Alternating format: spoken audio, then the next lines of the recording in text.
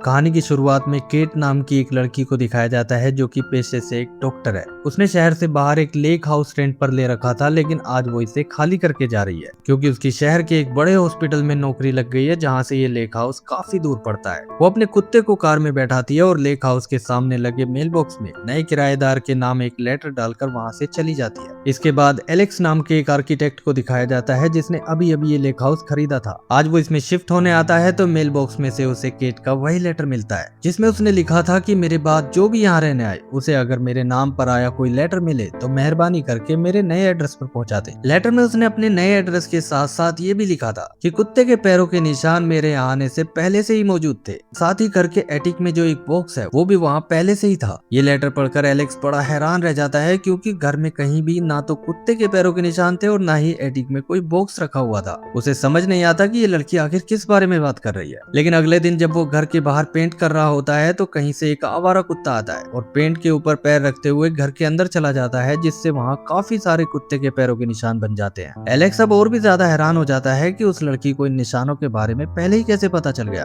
अब वो घर के एटिक में झांककर उस बॉक्स को भी ढूंढने की कोशिश करता है जिसके बारे में उस लेटर में लिखा हुआ था, लेकिन यहाँ पर उसे कोई भी बॉक्स नहीं मिलता। इसके बाद केट को दिखाया जाता है जो 14 फरवरी यानी वैलेंटाइन डे के दिन अपनी मॉम के साथ डेली प्लाजा नाम की एक बिल्डिंग के आगे बैठी होती है। तभी सामने से रोड पार करते हुए एक आदमी को बस की टक्कर लग जाती है। ये देखते ही केट दौड़ती हुई रोड के उस पार जाती है और औंधे मुंह पड़े उस आदमी की नब्ज छूकर देखती है, लेकिन उस आदमी की ऑन द स्पॉट ही मौत हो चुकी थी। अपनी आंखों के सामने हुए इस दर्दनाक हादसे की वजह से केट परेशान रहने लगती है तो उसकी एक सीनियर डॉक्टर उसे सलाह देती है कि मन हल्का करने के लिए उसे शहर से बाहर किसी शांत जगह चले जाना चाहिए। केट उसकी बात मानकर वीकेंड को उसी लेक हाउस पर चली जाती है क्योंकि इस बहाने वो ये भी चेक कर सकती थी कि उसके नाम का कोई लेटर तो नहीं आया है। यहाँ आकर वो मेल बॉक्स खोलती है तो इसमें उसे एलेक्स का लिखा हुआ एक लेटर मिल जाता है जिसमें उसने केट के लिए लिखा था कि आपको कोई गलतफहमी हो गई है, मैं इस लेक हाउस से अच्छी तरह वाकिफ हूँ, यहाँ तो ना जाने कितने सालों से कोई नहीं रहता। साथ ही उसने लिखा था कि कुत्ते के पैरों के निशान के बारे में तुम्हें कैसे पता चला। केट ये लेटर पढ़कर बड़ी हैरान होती है और उसके जवाब में वो एक और लेटर लिखती है जिसमें वो कहती है कि तुम्हें अपने दिमाग का इलाज कराने की जरूरत है, मैं पिछले 1 साल से भी ज्यादा वक्त तक इसी लेक हाउस में रही हूँ। लेटर के आगे में वो मजाक में ऐसे ही लिख देती है कि तुम्हारी जानकारी के लिए बता दूं ये साल 2006 चल रहा है। साल 2006 की बात जानकर एलेक्स को बड़ी हैरानी होती है और अब केट की गलतफहमी दूर करने के लिए वो शहर जाता है। यहाँ से अपने छोटे भाई हेनरी को साथ लेकर वो केट के उस नए एड्रेस पर जाता है जिसका जिक्र उसने अपने सबसे पहले लेटर में किया था। मगर यहाँ आकर वो देखता है कि जिस बिल्डिंग का ये एड्रेस था वो तो अभी बनी भी नहीं है, अभी तो इसके कंस्ट्रक्शन का काम बस शुरू ही हुआ है। अब वो वापस लेक हाउस आकर केट के लिए एक लेटर लिखकर उसी मेल बॉक्स में डाल देता है जिसमें उसने लिखा था कि तुमने शायद एड्रेस गलत बता दिया और जो डेट बताई वो भी गलत है क्योंकि अभी तो साल 2004 ही चल रहा है। केट जब फिर से लेक हाउस आती है तो मेल बॉक्स में से उसे एलेक्स का ये लेटर मिलता है जिसे पढ़कर उसे लगता है कि कोई उसके साथ मजाक कर रहा है। अब वो लिखती है कि अगर तुम्हें ये लग रहा है कि तुम वाकई 2004 में हो तो जरा संभल कर रहना क्योंकि 2004 में आज ही के दिन बहुत ज्यादा बर्फ पड़ी थी जिससे काफी लोग बीमार भी पड़ गए थे। एलेक्स को भी ये मजाक ही लगता है क्योंकि ये मार्च का महीना शुरू हो गया था जिसमें बर्फ पड़ने के कोई चांस नहीं थे, लेकिन जैसे ही रात होती है तो वाकई चारों ओर बर्फ पड़नी शुरू हो जाती है। इस पॉइंट पर आपको ये बता देना जरूरी है कि उन दोनों को ये लेटर्स एकदम से नहीं मिल रहे थे। केट के लिए लेक हाउस काफी दूर पड़ता था, इसलिए वो अपने वीकली ऑफ के दिन हफ्ते में एक ही बार यहाँ पाती थी। आते ही वो मेल बॉक्स से निकाल कर एलेक्स का लेटर पढ़ती थी और अपने जवाब वाला लेटर इसमें डालकर वापस चली जाती थी। लेकिन एक दिन जब एलेक्स अपना लेटर मेल बॉक्स में डालकर लेक हाउस के अंदर जाने लगता है तो अचानक उसे महसूस होता है कि मेल बॉक्स का हैंडल अपने आप ऊपर उठकर अपने आप ही नीचे गिर गया है। वो जल्दी से दौड़कर वहां आता है और जब वो मेल बॉक्स को खोलता है तो इसमें उसका अभी अभी छोड़ा हुआ लेटर कहीं नहीं था, बल्कि उसकी जगह केट का लिखा हुआ दूसरा लेटर था, लेकिन यहाँ आसपास दूर तक कोई भी नहीं था। इसी तरह केट भी उस हैंडल को अपने आप ऊपर नीचे होता देखकर जब इसे खोलती है तो उसे भी इसमें अपने अभी अभी छोड़े हुए लेटर की बजाय एलेक्स का लेटर मिलता है जिसमें उसने लिखा था कि क्या ये वाकई में हो रहा है, यानी क्या वो 2004 और 2006 के अलग अलग टाइम में होने के बावजूद एक दूसरे से बात कर पा रहे हैं। अब वो दोनों ही मेल बॉक्स में बारी बारी से अपना लेटर डालकर एक दूसरे से पूछते हैं कि इस वक्त वो कहाँ खड़े हैं। दोनों ही अपने आप को लेक हाउस के मेल बॉक्स के सामने बताते हैं, लेकिन उन दोनों को ही यहाँ अपने अलावा कोई नहीं दिखाई देता। अब उन्हें समझ में आ जाता है कि किसी अनजान वजह से ये मेल बॉक्स उनके बीच कम्युनिकेशन के एक ब्रिज की तरह काम कर रहा है, जिसकी मदद से केट जो कि साल 2006 में थी उसके लेटर साल 2004 में एलेक्स को मिल रहे थे, जबकि एलेक्स के 2004 में लिखे लेटर 2006 में केट को मिल रहे थे, वो भी सेम डे और सेम टाइम पर, लेकिन उनके बीच पूरे 2 साल का टाइम गैप था। ये समझ में आने के बाद वो इसी तरह लेटर्स के जरिए एक दूसरे से बातें करना शुरू कर देते हैं। बातों बातों में उन्हें ये भी पता चल जाता है कि उन दोनों के पास एक ही कुत्ता है जैसे केट जैक के नाम से बुलाती है, इसलिए एलेक्स भी उसे जैक के नाम से ही बुलाने लगता है। अब एक दूसरे से बातें करना उन दोनों को काफी अच्छा लगने लगता है। वो दोनों एक दूसरे की हॉबी पूछते हैं, जिस पर केट बताती है कि उसे लव स्टोरी वाली बुक्स पढ़ना पसंद है, जबकि एलेक्स बताता है कि उसे शहर को एक्सप्लोर करना, इसमें घूमना बहुत पसंद है। केट कहती है कि हमें साथ मिलकर ये शहर घूमना चाहिए। इस तरह वो दोनों सेम डे को शहर घूमते हैं, लेकिन एलेक्स के लिए ये 2004 का दिन था, तो वहीं केट के लिए 2006 का वही सेम दिन होता है। यहाँ केट को एक दीवार पर बड़े बड़े अक्षरों में लिखा मिलता है कि केट, मैं तुम्हारे साथ यहाँ आया था, जिसे पढ़कर वो बहुत खुश हो जाती है। इसके बाद एक वक्त ऐसा भी आता है जब अपने काम में ज्यादा बिजी होने की वजह से केट लेक हाउस बहुत कम जा पाती है। इसलिए एक दिन जब उसे वक्त मिलता है तो वो ये बात लेटर में लिखकर एलेक्स को बताती है और कहती है कि मैं लेक हाउस के पास लगे पेड़ों को बहुत मिस कर रही हूँ। ये लेटर पढ़कर एलेक्स को एक आइडिया आता है। वो केट को बिना बताए लेक हाउस के पास से एक छोटा पेड़ लेकर उसे उसी कंस्ट्रक्शन साइट के सामने लगाता है, जो कि 2006 में केट का नया एड्रेस है। अब इससे होता यह है कि 2004 में एलेक्स का लगाया वो छोटा पेड़ 2006 में केट के टाइम में एक बड़ा पेड़ बन चुका है। केट की जब इस पर नजर पड़ती है तो इस पेड़ को देखकर उसे डेजा वू जैसा एहसास होता है। एक पल के लिए तो उसे लगता है कि ये पेड़ यहाँ कहाँ से आ गया, लेकिन अगले ही पल ये उसकी एक मेमोरी बन जाती है, जैसे ये पेड़ बहुत पहले से ही यहाँ पर हो। यहाँ ये बात समझ में आ जाती है कि एलेक्स 2004 में जो भी करता है वो 2006 में रियलिटी बन जाती है। जैसे इससे पहले सीन में भी शहर घूमते हुए केट को एक दीवार पर एलेक्स का मैसेज लिखा हुआ मिला था। ऐसे ही कुछ दिन और गुजर जाते हैं और अब कहीं ना कहीं वो एक दूसरे के प्यार में पड़ने लगे थे और एक दूसरे को देखना, एक दूसरे से मिलना चाहते थे। इसलिए एक दिन केट एलेक्स से कहती है कि चलो एक गेम खेलते हैं। वो बताती है कि 2 साल पहले तुम्हारे टाइम में आज ही के दिन रेलवे स्टेशन पर मैं अपनी एक बुक भूल गई थी, तो क्या तुम भूलने से पहले मुझे वो बुक दे सकते हो। एलेक्स भी उसे देखने और उससे मिलने के लिए बेकरार था, इसलिए वो केट के बताए हुए टाइम पर रेलवे स्टेशन पहुंच जाता है। वो केट की बताई हुई बुक को देखकर उसे पहचान लेता है, मगर उसे उसके बॉयफ्रेंड के साथ देखकर वो कुछ देर के लिए उससे दूर ही खड़ा रहता है। इतनी देर में केट ट्रेन में बैठ जाती है और ट्रेन भी वहाँ से चल देती है। एलेक्स जल्दी से उस बुक को उठाकर ट्रेन के साथ साथ कुछ दूर तोड़ता भी है, लेकिन 2004 की केट को भला एलेक्स के बारे में कैसे पता हो सकता था, ये सोचकर वो वहीं रुक जाता है। अब वो लेटर लिखकर केट को बताता है कि मैंने तुम्हें देख लिया था, लेकिन मैं तुम्हें तुम्हारी बुक नहीं दे पाया। केट कहती है कि शायद तुमने किसी और को देखा हो, लेकिन एलेक्स जब उसे उसकी पहचान बताता है तो वो मान जाती है कि हाँ वो मैं ही थी। इसके बाद दिखाया जाता है कि केट का बॉयफ्रेंड, जिसका नाम मॉर्गन होता है, वो उससे आकर मिलता है और दोनों की बातों से पता चलता है कि 2 साल पहले 2004 में उनका ब्रेकअप हो गया था, क्योंकि केट ने एक दिन किसी अनजान शख्स को किस कर लिया था। तब से अब तक उन दोनों के बीच कोई कांटेक्ट नहीं था, लेकिन मॉर्गन अब पिछली बातों को भूलकर केट के साथ फिर से अपनी रिलेशनशिप को आगे बढ़ाना चाहता है। दूसरी ओर एलेक्स की भी एक गर्लफ्रेंड है, लेकिन वो उसे ज्यादा भाव नहीं देता, क्योंकि उसके हिसाब से वो लड़की बहुत ज्यादा चिपकू है। एक दिन एलेक्स अपनी गर्लफ्रेंड के साथ कहीं जा रहा होता है, तभी उसका कुत्ता जैक दौड़ता हुआ एक घर के सामने पहुंच जाता है। एलेक्स उसका पीछा करते हुए वहां आता है तो यहाँ उसकी मुलाकात मॉर्गन से हो जाती है, जो कि इस टाइम यानी 2004 में केट का बॉयफ्रेंड है। मॉर्गन और एलेक्स एक दूसरे को नहीं जानते थे, लेकिन यहाँ बातों बातों में उनके बीच एक जान पहचान सी बन जाती है और मॉर्गन एलेक्स को आज रात अपनी गर्लफ्रेंड यानी केट के बर्थडे पार्टी में इनवाइट कर देता है। एलेक्स अपनी गर्लफ्रेंड के साथ पार्टी में आ जाता है, जहाँ मॉर्गन केट से उसका इंट्रोडक्शन भी कराता है। अब क्योंकि केट को इस तरह अपना बर्थडे मनाना अच्छा नहीं लगता था, इसलिए वो कुछ देर के लिए घर से बाहर आकर बैठ जाती है, जहाँ एलेक्स भी पहले से ही बैठा होता है। दोनों की बातें होती हैं, जिसके दौरान केट बताती है कि उसकी ख्वाहिश है कि वो लेक के पास बने किसी घर में रहे, जिस पर एलेक्स बताता है कि मैं फिलहाल एक लेक हाउस में ही रह रहा हूँ और मेरे जाने के बाद तुम उसे रेंट पर ले सकती हो। केट आज उससे पहली बार मिल रही थी, लेकिन एलेक्स क्योंकि भविष्य की केट से पहले ही लेटर्स के जरिए बात कर चुका है, इसलिए वो उसकी पसंद नापसंद सब कुछ जानता है। तो वो यहाँ उससे जितनी भी बातें करता है, उनकी वजह से केट उससे काफी इंप्रेस होने लगती है। बातों बातों में घर के बाहर ही वो धीमा धीमा डांस करने लगते हैं और इस दौरान केट को उसके साथ एक अजीब सा कनेक्शन महसूस होने लगता है। इस तरह डांस करते हुए वो एक दूसरे में इतने खो जाते हैं कि उन्हें ये ध्यान ही नहीं रहता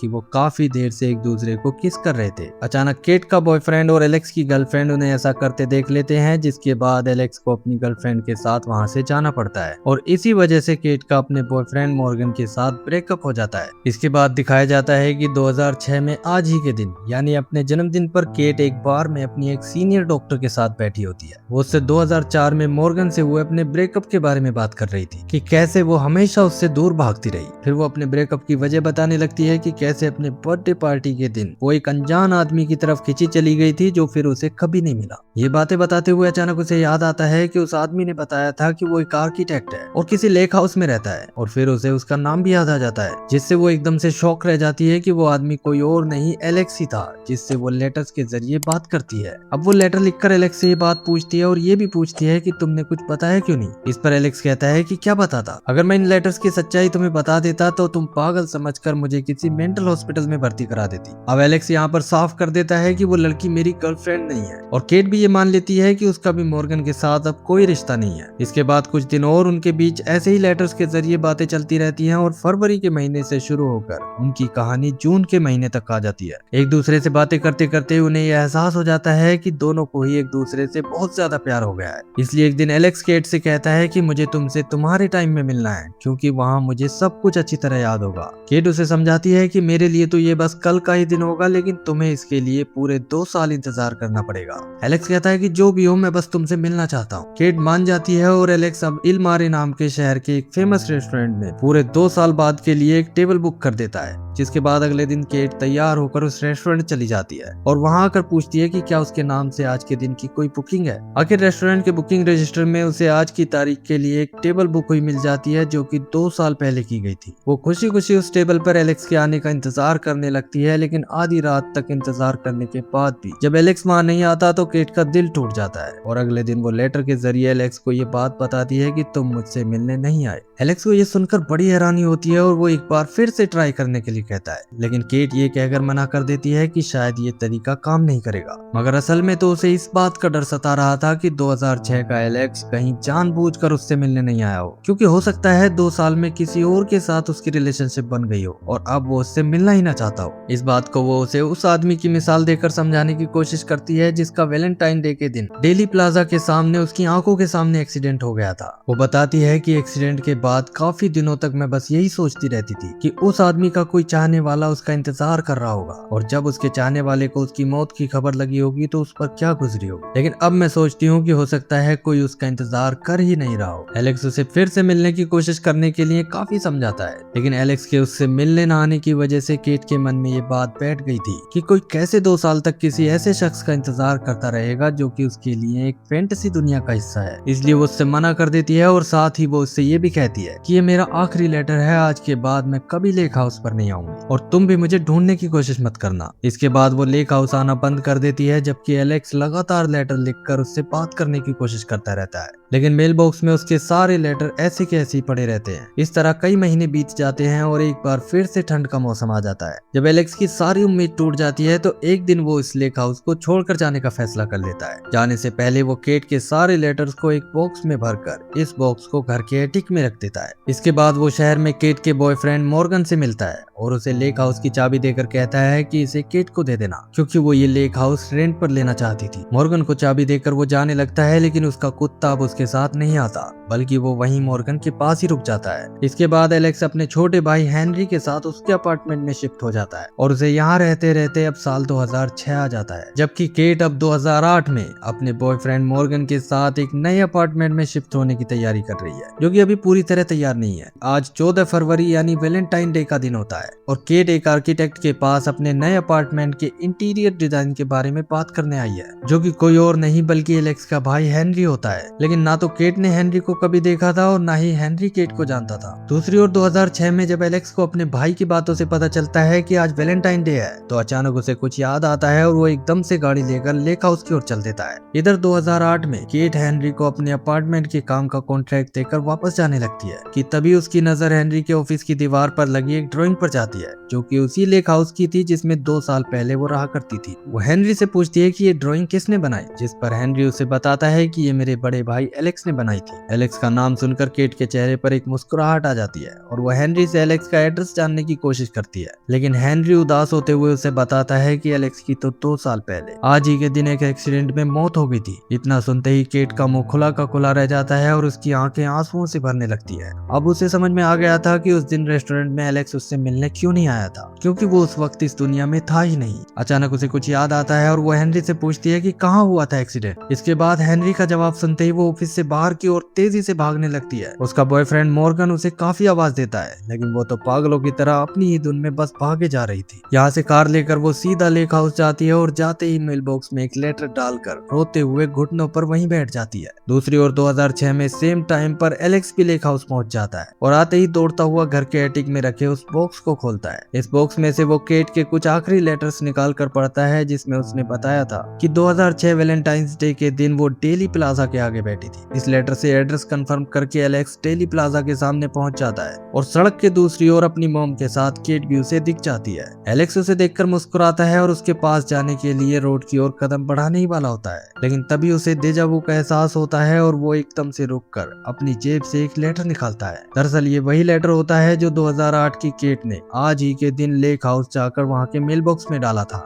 और लेटर डालने के थोड़ी ही देर बाद उसने मेल बॉक्स का हैंडल अपने आप नीचे गिरता हुआ भी देख लिया था। यानी डेली प्लाजा की ओर निकलने से पहले ही एलेक्स ने मेल बॉक्स में से इस लेटर को निकाल लिया था। इस लेटर में केट ने लिखा था कि मुझे पता चल गया है तुम उस दिन रेस्टोरेंट में मुझसे मिलने क्यों नहीं आए थे। दरअसल जिस आदमी का एक्सीडेंट मेरी आंखों के सामने हुआ था वो तुम ही थे, इसलिए प्लीज मुझे ढूंढते हुए मेरे पास बिल्कुल मत आना। उसने आगे लिखा था कि मैं तुमसे बहुत प्यार करती हूँ और अगर तुम मेरी जरा सी भी परवाह करते हो तो 2 साल और मेरा इंतजार करना। मैं आज ही के दिन तुम्हें यहीं लेक हाउस पर मिलूंगी। एलेक्स एक आखिरी बार मुस्कुराता है और इसके बाद लेक हाउस पर 2008 की केट को दिखाया जाता है, जो अभी भी उसी तरह मेल बॉक्स के आगे बैठी थी। तभी वहाँ एक कार आकर रुकती है, जिसमें से उतरकर एलेक्स धीरे धीरे उसके पास आता है। केट उसे देखकर बहुत खुश होती है और इससे पहले कि वो कुछ कहती, एलेक्स उसे अपने सीने से लगा लेता है। दोनों काफी देर तक इसी तरह एक दूसरे को प्यार करते रहते हैं और फिर दोनों लेक हाउस के अंदर की ओर चल देते हैं। इसी के साथ ये मूवी एंड हो जाती है।